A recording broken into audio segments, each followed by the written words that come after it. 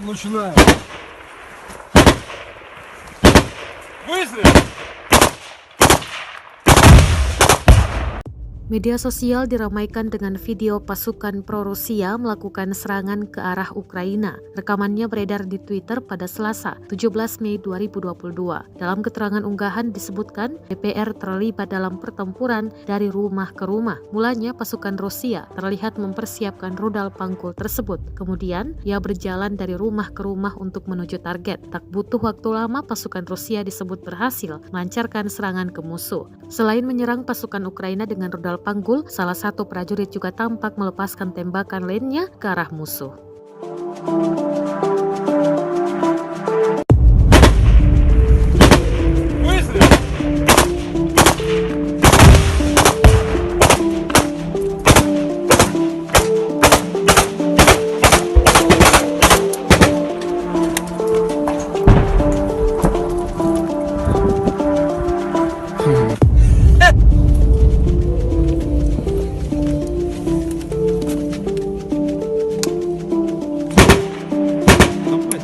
Давай, я выхожу в сторону, начинаю.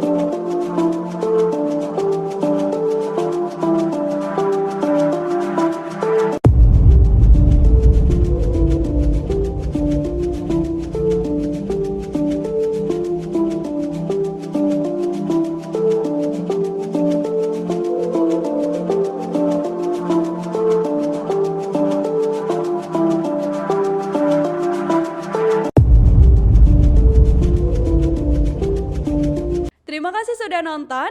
Jangan lupa like, subscribe, dan share ya.